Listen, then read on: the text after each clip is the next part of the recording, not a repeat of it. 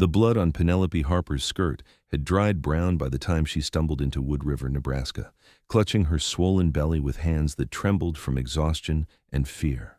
It was June of 1878, and the summer heat pressed down on the dusty frontier town like a heavy blanket, making each breath feel thick and labored as she made her way past the saloon where men turned to stare at the young woman who looked like she had walked through hell itself.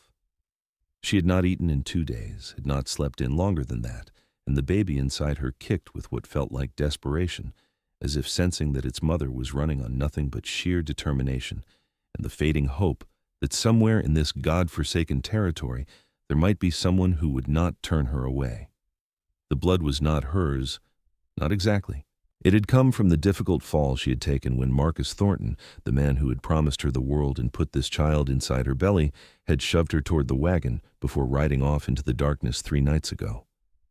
When she had told him about the baby, his face had gone white as fresh milk, then red as a brand, and he had cursed her with words that still echoed in her mind during the long, lonely hours she spent walking the wagon trail toward the nearest settlement. He had left her with nothing but the clothes on her back and $15 he had thrown at her feet like she was some common prostitute, and she had been too shocked, too heartbroken to do anything but watch as the man she loved disappeared into the Nebraska plains without looking back even once. Penelope was 20 years old, though she felt ancient as she pushed open the door to the general store, hoping against hope that they might have some kindness to spare for a woman in her condition. The store smelled of coffee and leather and sawdust, and the coolness inside was such a relief that she nearly wept right there in the doorway. Behind the counter stood an older woman with gray hair pulled back in a severe bun, and her eyes traveled over Penelope with the kind of quick assessment that came from years of reading people and their stories. "Help you, miss?" The woman's voice was not unkind, but it was cautious, guarded. "I need work," Penelope said, and her voice came out stronger than she felt. "Any work at all. I can clean, I can cook, I can sew. I'm good with numbers and I can read and write. I will do whatever needs doing." The woman's gaze dropped to Penelope's rounded stomach, visible even beneath the loose fabric of her dress, and her expression shifted into something that looked like pity mixed with resignation.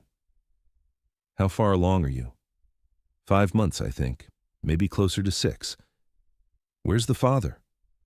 The question hung in the air between them, heavy with judgment and expectation. Penelope felt her cheeks flush hot with shame, but she lifted her chin and met the woman's eyes directly. "Gone. He made it clear he wanted nothing to do with me or this baby." The store owner sighed, and for a moment Penelope thought she would be turned away, sent back out into the merciless heat to fend for herself. But then the woman moved around the counter, her expression softening slightly. "My name is Martha Simmons. I run this store with my husband, but we do not have work for anyone right now, especially not someone in your condition. However, there is a ranch about 3 miles south of town. The Granger spread. The owner, Colton Granger, he's always looking for help with the house and the cooking. He runs about 20 head of cattle and has a small crew of ranch hands who need feeding. His wife died 2 years back, and the place has been falling apart ever since." Hope flickered in Penelope's chest like a candle flame in the wind. "Do you think he might hire me?" "Cannot say for certain, but Colton is a decent man. Fair. He will not turn you away without at least hearing you out." Martha reached beneath the counter and pulled out a wrapped bundle. "Here, some bread and dried meat. You look like you have not eaten in days." Tears pricked at Penelope's eyes, and she had to swallow hard against the sudden tightness in her throat. "I cannot pay you."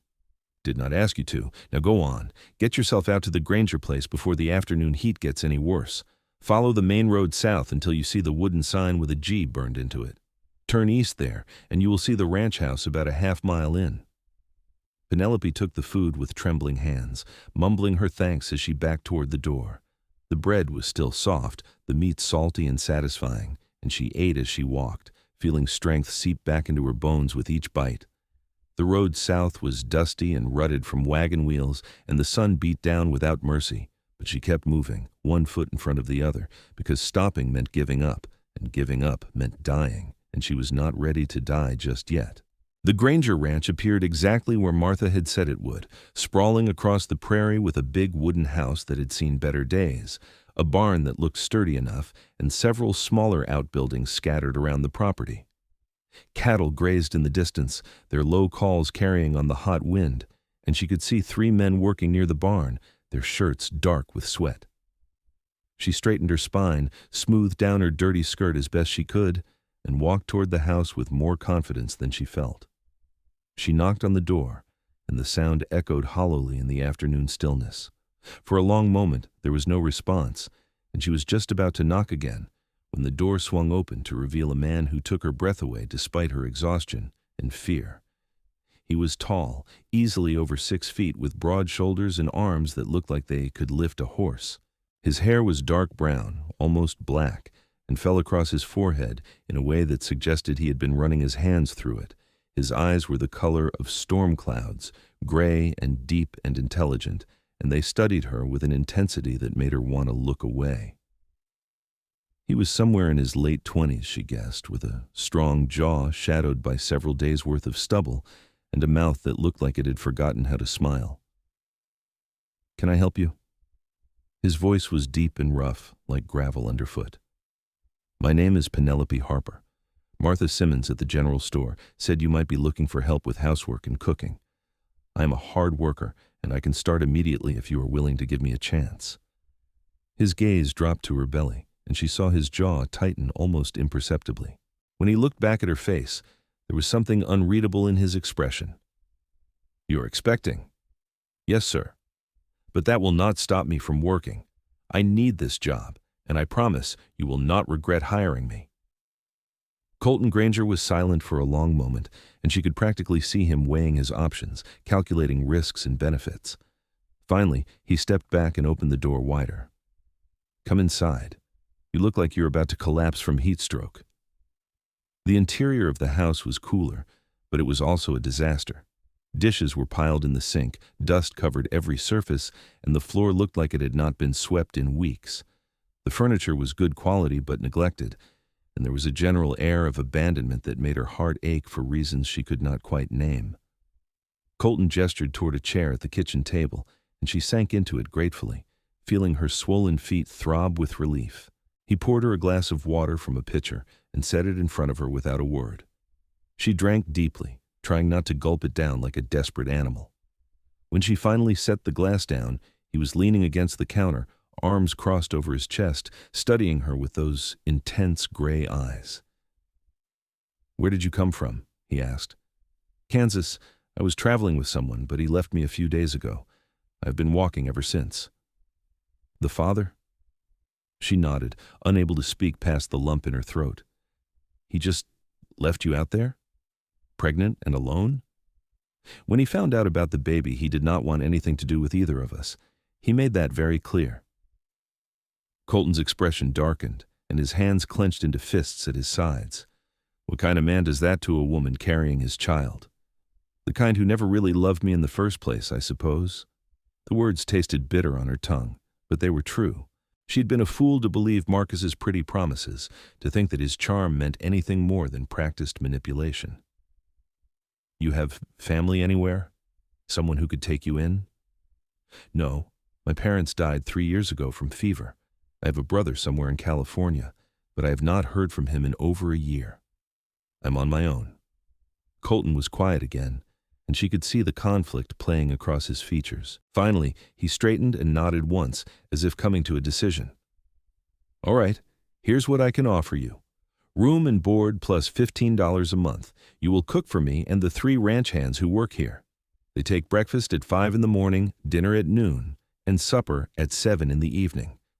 You will also keep the house clean and do the laundry once a week. There's a small room off the kitchen that you can use.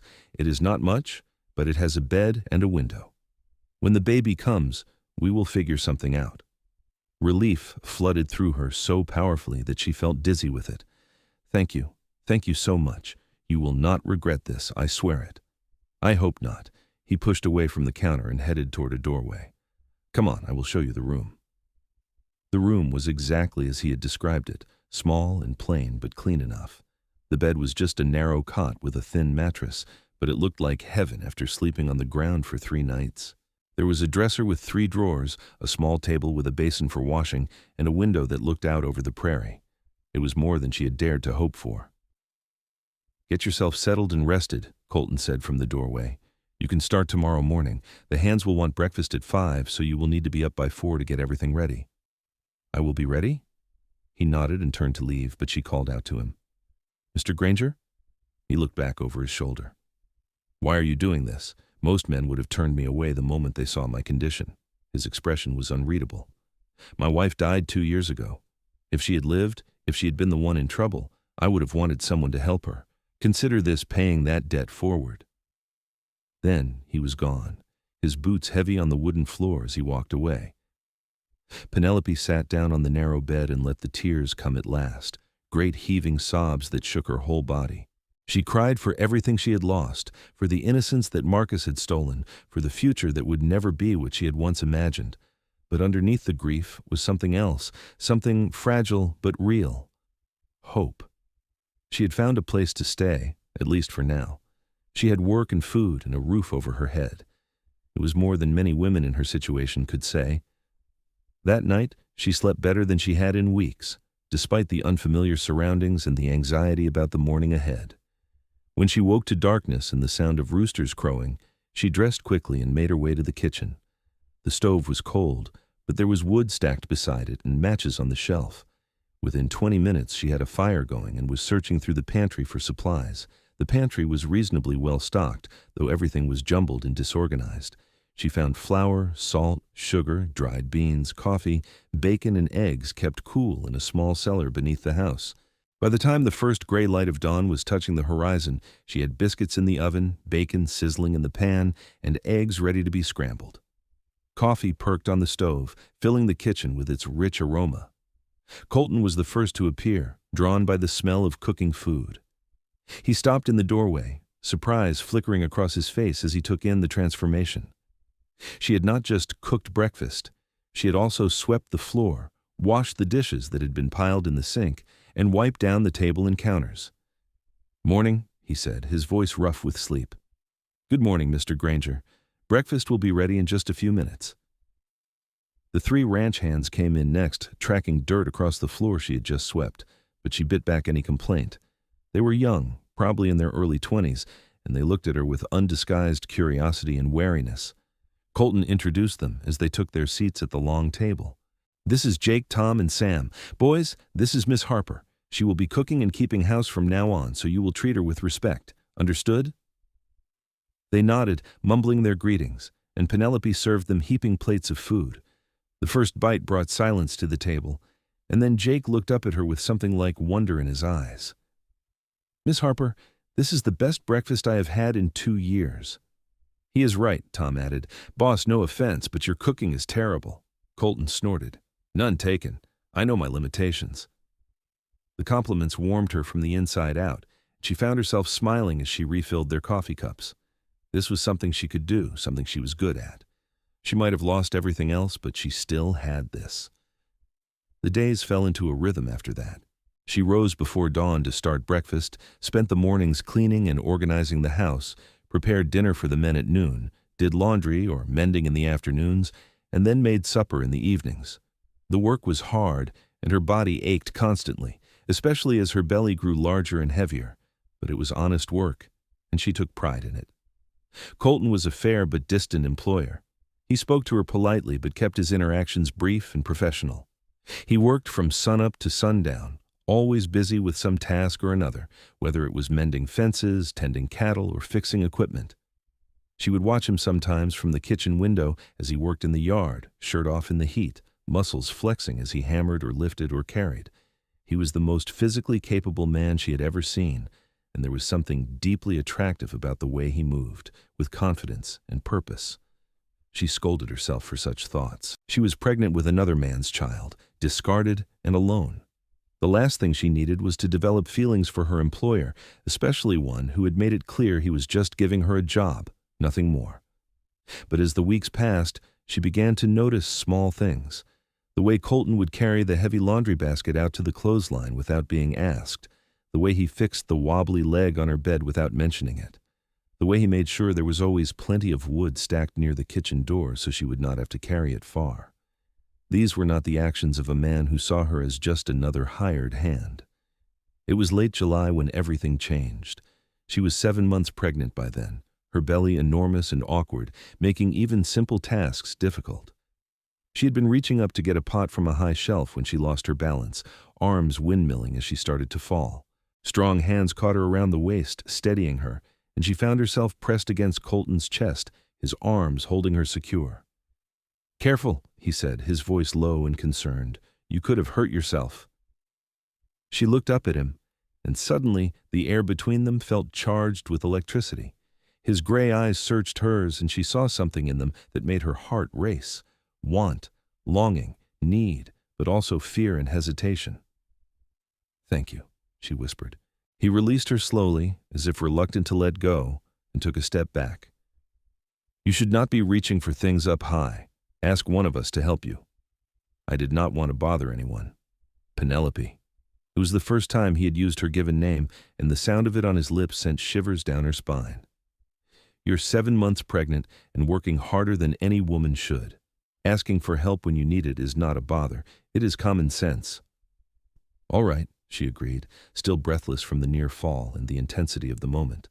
He nodded and left the kitchen quickly, as if he needed to put distance between them. She leaned against the counter, one hand on her racing heart, trying to make sense of what had just happened. There was something between them, something real and undeniable, but she had no idea what to do about it.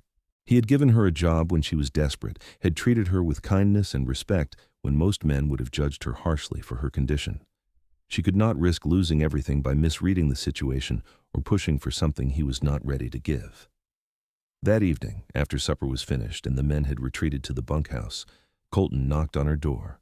She opened it to find him standing there with a rocking chair, simple but beautifully made. "I thought you might want this," he said, not quite meeting her eyes. "For the baby, when it comes." She stared at the chair, emotion welling up so fast and fierce that she could not speak. It was the single kindest gesture anyone had made toward her child, this baby that everyone else seemed to see as a burden or a shame. "I made it myself," he continued, still not looking at her. "My wife, Sarah, she always wanted children. We were trying for 2 years before she got sick. I'd started making this chair for her, thinking that one day we might need it. But then she died, and I put it away in the barn. I finished it last night, thought maybe it could still serve its purpose, just for a different child."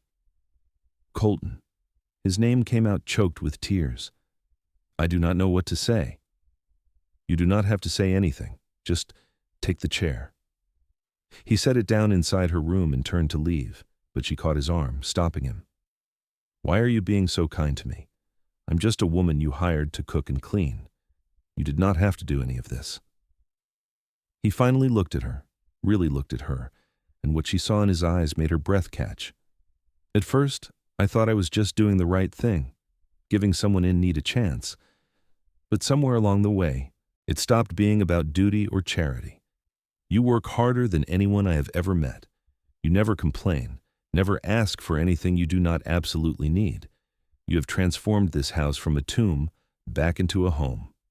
And when I see you," he trailed off, shaking his head, "this is not appropriate. I should not be saying these things to you." "Please," she said softly, "please do not stop. When I see you, I feel something I thought died with Sarah, something I did not think I would ever feel again. But you are in a vulnerable position, and I'm your employer, and you are pregnant with another man's child. The timing is all wrong for this. Everything about this situation is complicated and messy." "Life is complicated and messy," she said, her hand still on his arm, feeling the warmth of his skin through the fabric of his shirt. "And yes, the timing is terrible, but I cannot help what I feel either. You have shown me more respect and kindness in these past 2 months than Marcus showed me in the entire year we were together. You see me as a person, not as something to be used and discarded. Do you have any idea how rare that is? Penelope." Her name on his lips was like a prayer. "I do not want you to feel obligated to return my feelings because I gave you a job. That is not what this is about. I know that. I'm not some naive girl anymore, Colton. I learned the hard way what false promises and empty charm look like. What you have shown me is real, honest, and I would be lying if I said I have not been falling for you a little bit more every single day." The confession hung between them, raw and vulnerable. For a moment, she thought he might pull away, might retreat behind his walls of propriety and caution, but instead, he lifted his hand and cupped her cheek, his thumb brushing across her skin with infinite gentleness. "I do not deserve someone like you," he said quietly. "That is my line," she replied, trying to smile through the tears that were sliding down her face. "I am the one carrying another man's child. And I am the one who failed to save his wife when she needed him most." The pain in his voice was so raw that it hurt to hear. "How did she die?" "Pneumonia. It came on fast and hard in the middle of winter. The doctor could not get here in time because of the snow, and I watched her slip away, unable to do anything but hold her hand and lie to her that everything would be all right. I promised her I would take care of her, and I failed. You did not fail her. Sometimes people die despite everything we do. That does not mean you did not love her or try your hardest. Maybe. But the guilt has been eating at me for 2 years. Until you showed up on my doorstep, looking like you were ready to collapse, but still too proud to ask for help. You reminded me that life goes on, even after loss, that there are still people worth fighting for." She turned her face into his palm, feeling the calluses on his skin, the strength in his hand. "I do not want to replace her. I could never do that." "You are not replacing her. You're just helping me remember how to live again." He leaned down slowly, giving her plenty of time to pull away if she wanted, but she did not want to. She wanted this, wanted him, wanted to feel something other than fear and shame for the first time in months. When his lips touched hers, it was gentle and searching, a question more than a demand. She answered by rising on her toes, one hand sliding up to curl around the back of his neck. The kiss deepened, slow and sweet and full of promise. It was nothing like kissing Marcus, which had always been rushed and demanding, focused on his pleasure rather than any real connection. This was different. This was two broken people reaching out to each other in the darkness, finding comfort and hope in the most unexpected place. When they finally pulled apart, both breathing hard, he rested his forehead against hers. "We will take this slow," he said. "I do not want to rush into anything or make things more complicated than they already are. But I want you to know that I am here, and I am not going anywhere. When that baby comes, I will be here. Whatever you need, I will be here." "You really mean that?" "I have never meant anything more in my life." She believed him. Against all odds, against all reason, she believed him completely. The next 2 months passed in a blur of growing anticipation and deepening feelings. Colton was true to his word about taking things slow. He did not kiss her again, though she caught him looking at her sometimes with an intensity that made her feel warm all over. Instead, he showed his feelings through actions. He built a cradle for the baby, smooth and sturdy, with sides that rocked gently when touched. He brought her books from town to read in the evenings when her back hurt too much to stand. He sat with her after supper sometimes, talking about his life, about Sarah, about his dreams for the ranch. She told him about her childhood, about her parents, about the mistakes she had made with Marcus. "I thought I loved him," she admitted one evening as they sat on the porch watching the sun set. "But I think I was just lonely after my parents died. He paid attention to me, said all the right things, and I was too desperate to see through the lies. He took advantage of your vulnerability. That is not your fault. But I should have been smarter. Should have seen what kind of man he really was. Some people are very good at hiding their true nature. You cannot blame yourself for believing someone when they tell you they love you." "Do you think you could ever really accept this baby?" she asked, her hand resting on her enormous belly. "Knowing it is not yours?" He was quiet for a moment, and she held her breath, afraid of what he might say. Then he reached over and placed his hand over hers, over the baby. "I think I already do. This child did not ask to be brought into the world under these circumstances. It deserves to be loved and protected, regardless of who its biological father is. And if you will let me, I would be honored to be the father it needs." She was crying again. Seemed like she cried at everything these days, but these were good tears, happy tears. "You are the best man I have ever known. I am just a man, Penelope, flawed and broken like everyone else, but I am trying to do better, to be better. You make me want to be the kind of man who deserves your trust." The baby kicked hard right then, as if agreeing with him, and they both laughed. Colton's hand stayed on her belly, feeling the movements, and the look of wonder on his face was something she would treasure forever. When her labor started in mid-September, it was the middle of the night, and she was alone in her room. The first contraction woke her from a sound sleep, a tight cramping across her belly that made her gasp. She lay there for a moment, breathing through it, trying to assess whether this was real labor or just more of the false contractions she'd been having for weeks. The second contraction came 10 minutes later, stronger and unmistakable. She got up carefully and made her way to Colton's room, knocking softly on his door. He answered almost immediately, bare-chested and bleary-eyed, his hair sticking up at odd angles. "Penelope, what is wrong?" "The baby is coming." He was instantly awake, all traces of sleep vanishing from his face. "How far apart are the contractions?" "About 10 minutes, I think." "All right. Let me get dressed and I will ride into town for the doctor. You go back to your room and try to stay calm. Everything's going to be fine." He was dressed in less than a minute, pulling on boots and shirt as he moved. She heard him run out to the barn, heard the sound of a horse being quickly saddled. Then he was back inside, checking on her one more time before he left. "I will be as fast as I can. Jake is still here. He did not go into town with the other boys tonight. I will wake him and have him stay in the house with you until I get back. Do not try to do anything on your own, understood?" She nodded, another contraction stealing her breath. He waited until it passed, his hand gripping hers tightly, and then he was gone, riding hard into the darkness. Jake appeared a few minutes later, looking scared and uncomfortable but determined to help. He heated water and brought her clean towels, his face bright red with embarrassment the whole time. She would have found it funny if she were not so focused on the waves of pain that were coming faster and stronger now. Colton returned with the doctor just as dawn was breaking, which meant he had ridden like the devil himself was chasing him. Dr. Williams was an older man with kind eyes and steady hands. He examined her quickly and nodded with satisfaction. "You're doing fine, young lady. This baby should be here within a few hours. First babies usually take their time, but you are progressing well. Now, who is staying with you during the birth? Is there a female relative or friend?"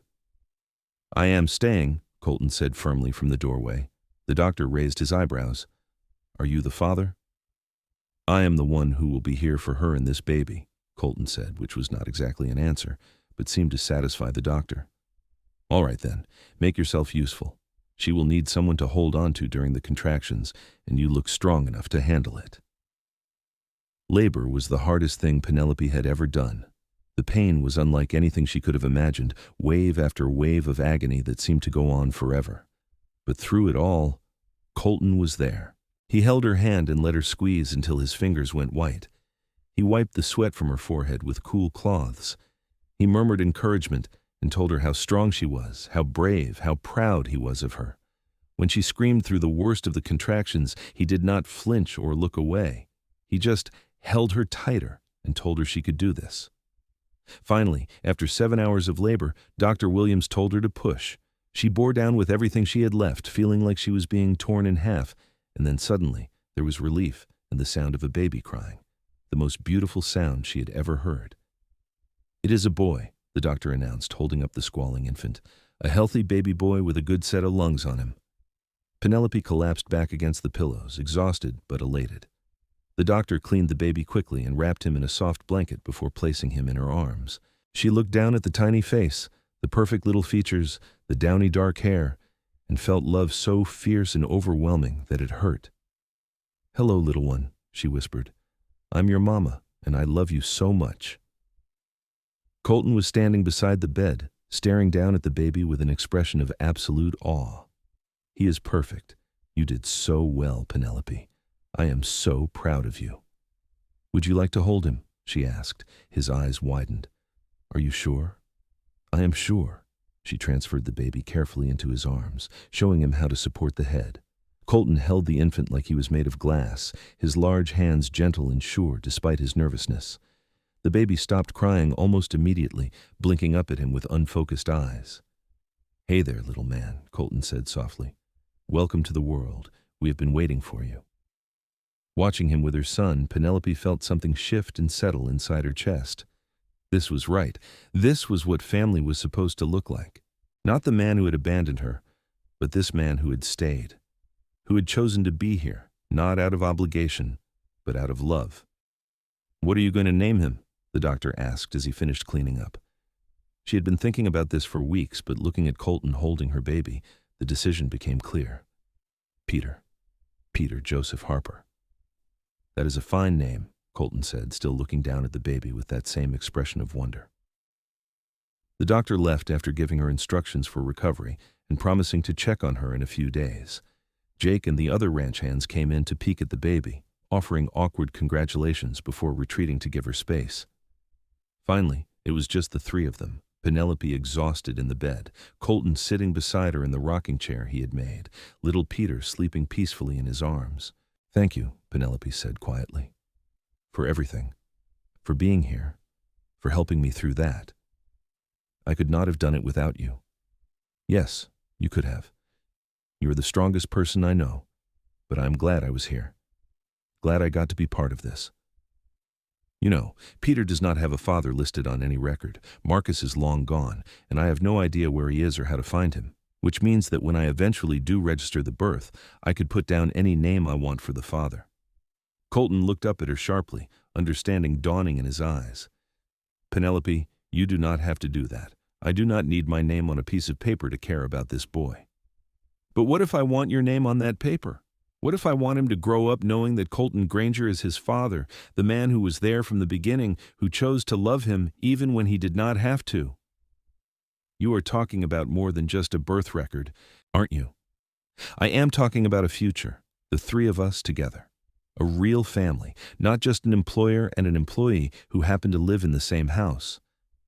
I love you, Colton. I have been falling in love with you since the day you caught me when I almost fell. Maybe even before that. And I think you love me too." "You know I do. I have been trying not to say it because I did not want to pressure you or make you feel like you owed me anything. I do not feel pressured.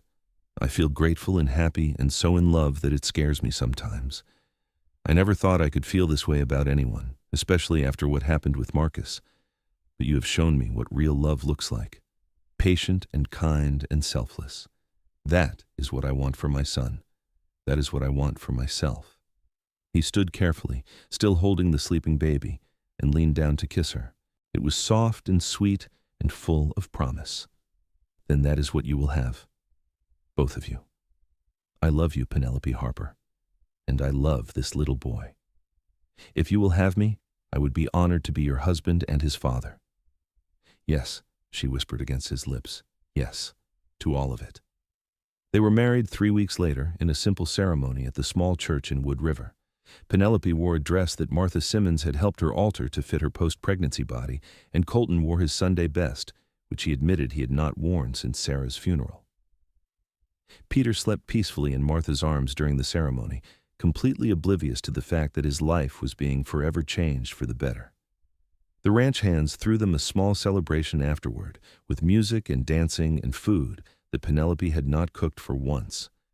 She danced with her new husband under the Nebraska stars, feeling happier than she had ever imagined possible just a few months ago.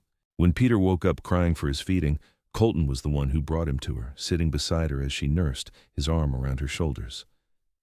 "This is everything I never knew I wanted," he said quietly. "Me too. Thank you for giving me a chance when no one else would. Thank you for seeing past my mistakes and my circumstances to the person underneath.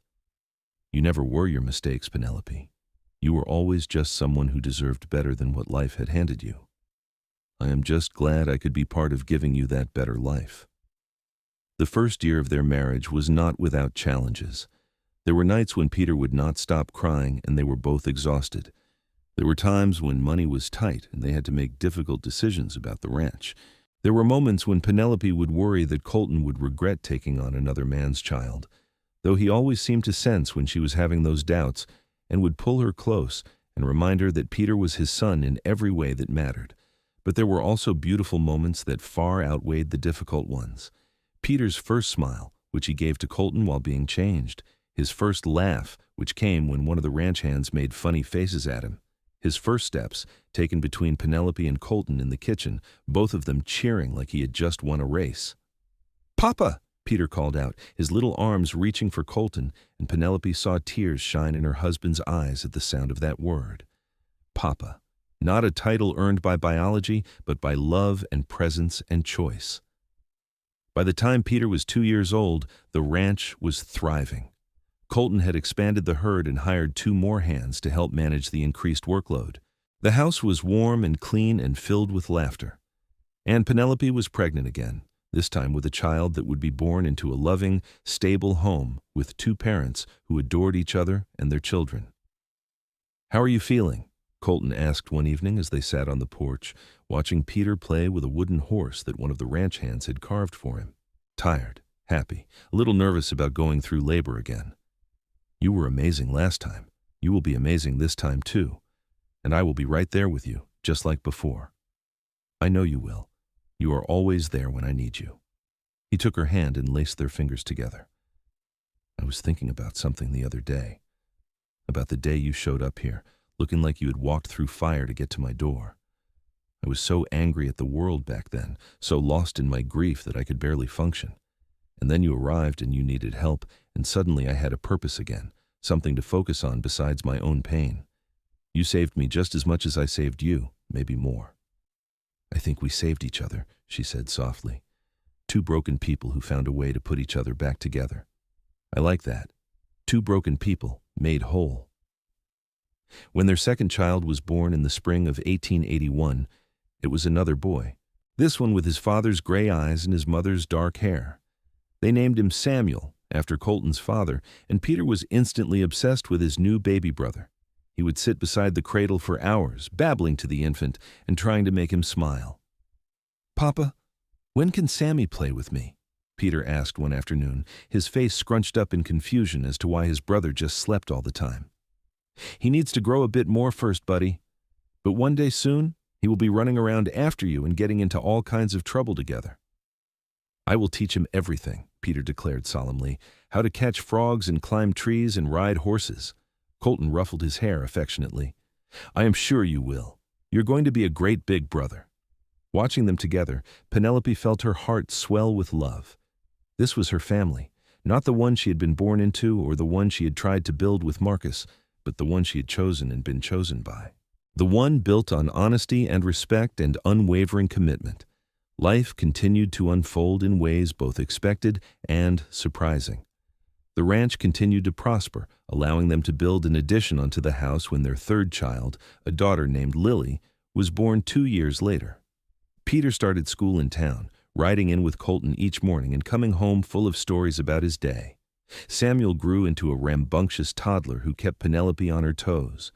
And Lily was a perfect baby, sweet-tempered and easy, as if sensing that her parents had their hands full with her 2 energetic brothers. One evening, when Peter was 7 years old, he asked a question that Penelope had been both dreading and expecting for years. They were sitting at the dinner table, the whole family together as they always were for supper, when he looked up at Colton with those curious eyes. "Papa, Jake was telling me that I look different from you and Sam and Lily. He said I have different coloring. Does that mean something?" The table went quiet. Sam was too young to understand the significance of the question, and Lily was still a baby in her cradle, but Penelope and Colton exchanged a long look. They had talked about this conversation many times, planning for the day when Peter would start asking questions about his origins. Colton set down his fork and looked at Peter with complete honesty. "Come here, son." Peter climbed down from his chair and went to stand beside Colton, who pulled him into his lap despite the fact that he was getting big for such things. "You are right that you and I do not look exactly alike. That is because I am not your biological father. Do you know what that means?" Peter shook his head, his eyes wide. "It means that I did not help make you before you were born. There was another man who did that. But that man left before you were born, and he missed out on knowing the most amazing boy in the world. I met your mama when she was pregnant with you, and I fell in love with both of you. I chose to be your papa, chose to raise you and love you and teach you everything I know, and I have never once regretted that choice. So you are not my real papa?" Peter's voice was small and uncertain. I am your real papa in every way that matters. Being a father is not just about biology, Peter.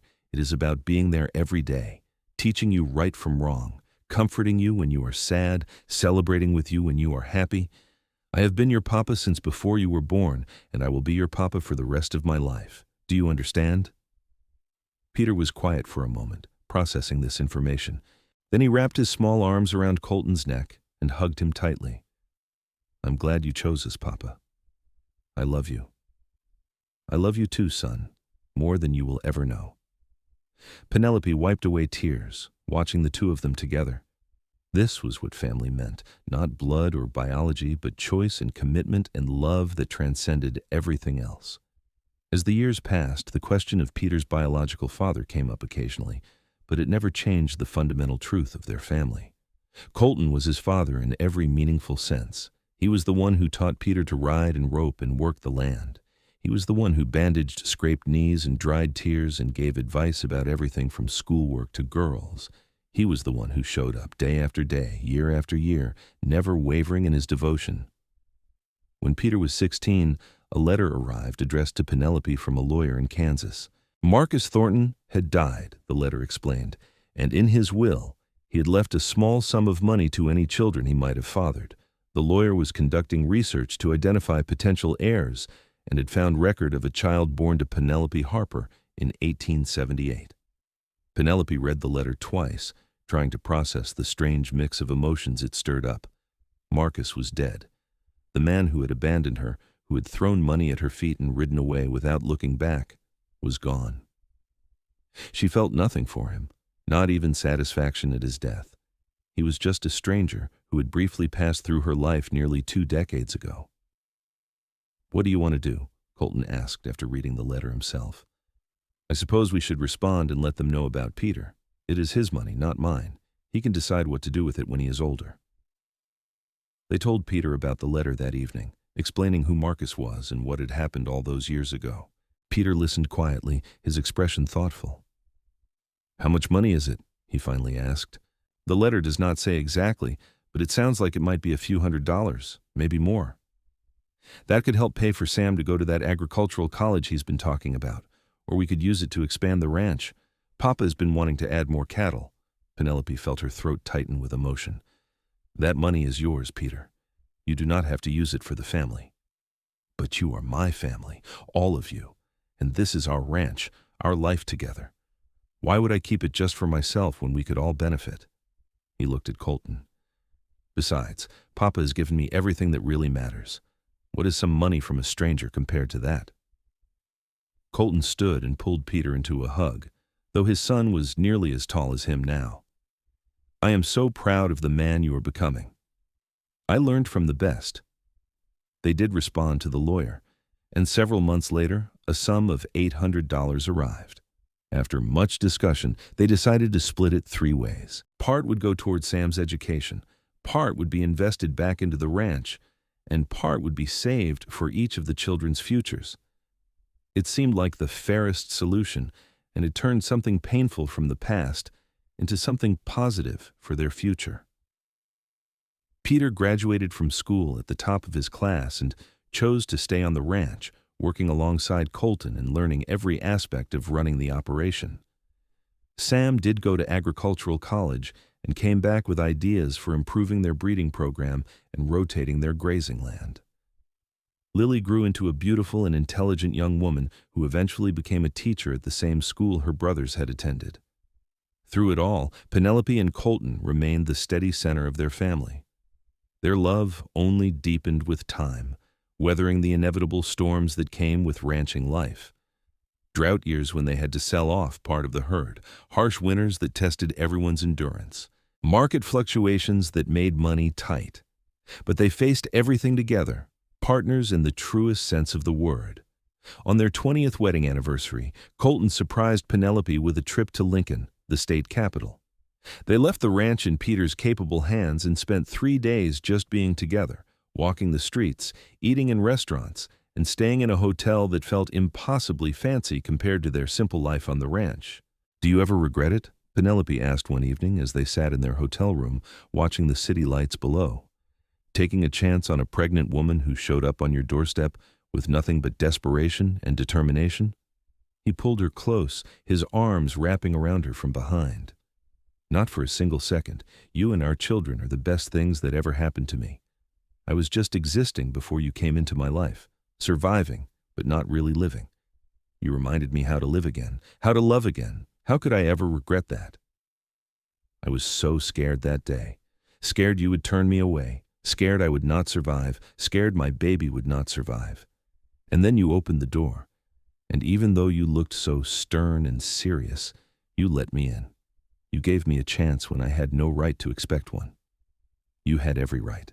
Everyone deserves a chance, especially someone willing to work as hard as you were. But it stopped being about giving you a chance pretty quickly.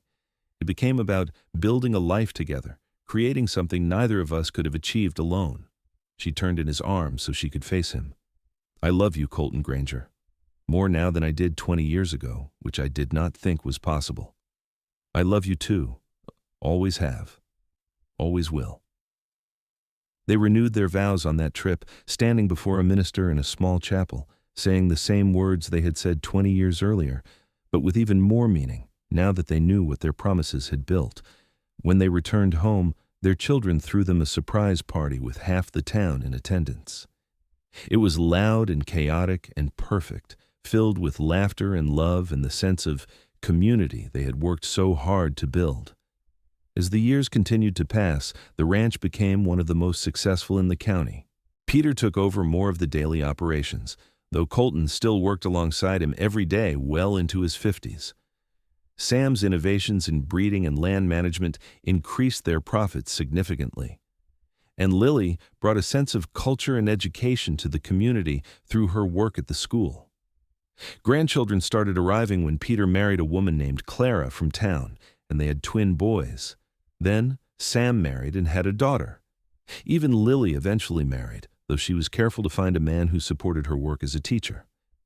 Suddenly, the house was full of the sound of children playing and laughing again, and Penelope found herself in the role of grandmother, a title she wore with pride and joy. "Can you believe this is our life?" she asked Colton one afternoon as they sat on the porch, watching their grandchildren play in the yard while their children talked and laughed nearby. "Sometimes I still cannot believe how far we have come from that day I showed up here, pregnant and desperate. I can believe it. We worked hard for this, sacrificed and struggled and fought for every good thing we have. This life did not just happen to us. We built it, brick by brick, day by day, together." "Together," she echoed, taking his hand. "I like the sound of that." Colton lived to see all of his grandchildren grow up, to see Peter transform the ranch into one of the largest operations in Nebraska, to see Sam's methods adopted by ranchers across the state, to see Lily become principal of the school she had once attended as a student. He died peacefully in his sleep at the age of 73, with Penelope beside him, still holding his hand the way she had been holding it for over 40 years. His funeral was one of the largest Wood River had ever seen. People came from all over the county to pay their respects to a man who had been known for his fairness, his hard work, and his dedication to his family. Peter gave the eulogy, his voice breaking as he talked about the man who had chosen to be his father when he did not have to be, who had shown him what it meant to be a good man through example rather than words. "My father taught me that family is not about blood," Peter said, looking out at the crowd. "It is about showing up. It is about being there when things are hard and when they are easy. It is about choosing love, even when it would be simpler to walk away.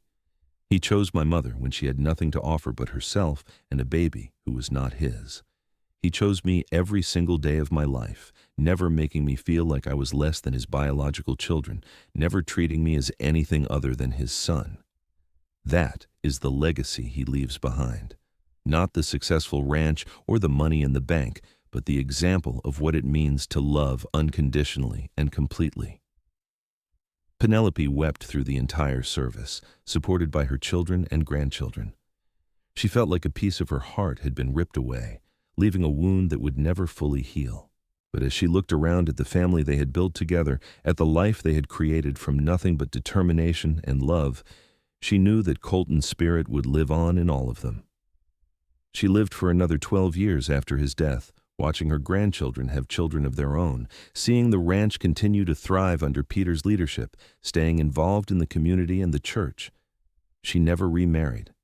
How could she, when she had already experienced the greatest love story of her life? When she finally passed away at 85, surrounded by 3 generations of family, her last words were about Colton. "Tell him I am coming," she whispered to Peter, who held her hand just as she had held Colton's all those years ago. "Tell him I'm ready to dance with him again." At her funeral, Peter told the story one more time, the story of how his mother had arrived in Wood River with nothing but a baby in her belly and hope in her heart, how Colton Granger had given her a job when no one else would, how that job had turned into love, and that love had built a family that now spanned 4 generations, how one man's choice to see past circumstances and choose compassion over judgment had changed the course of so many lives. "They showed us all what love really looks like," Peter concluded, now an old man himself with gray hair and grandchildren of his own. "Not the easy, convenient kind that only lasts when things are good, but the hard, committed kind that weathers every storm and comes out stronger on the other side. They built something beautiful from broken pieces, and we are all living proof of that miracle." The Granger Ranch continued for another 3 generations, each one carrying forward the values that Colton and Penelope had instilled: hard work, honesty, compassion, and above all, the understanding that family is not defined by blood, but by the choices we make and the love we give. And in the small cemetery outside Wood River, 2 headstones stood side by side, bearing the names Colton James Granger and Penelope Marie Granger. Below their names and dates were the words they had chosen together, years before either of them passed, words that summed up the entire story of their lives and their love. 2 broken people made whole, together forever. Visitors to the cemetery would sometimes stop and read those headstones, wondering about the story behind the words. The old-timers in town would tell them about the cowboy and the pregnant woman, about the love that bloomed in the most unlikely circumstances, about the family that became the heart of the community. And the story would continue to be told generation after generation, a reminder that sometimes the greatest love stories are not the ones that start perfectly, but the ones where 2 people choose each other despite everything working against them and build something lasting from the ashes of broken dreams. That was the legacy of Colton and Penelope Granger. Not just the successful ranch or the large family, but the example they set for what it means to love truly, completely, and unconditionally. An example that lived on long after they were gone, inspiring others to choose compassion over judgment, to see the person beyond the circumstances, and to believe that love, real love, can heal even the deepest wounds and create beauty from brokenness. In the end, that was the greatest gift they gave to each other and to everyone whose lives they touched. The gift of hope. The knowledge that it is never too late for a new beginning, that the past does not have to define the future, and that sometimes the family we choose is even stronger than the one we are born into, and that when someone stays, really stays, through all the hard and messy and complicated parts of life, that is when you know you have found something truly worth holding on to. That was what Colton gave to Penelope and Peter when he opened his door that hot summer day in 1878. He stayed. And in staying, he showed them what real love looks like. And that made all the difference.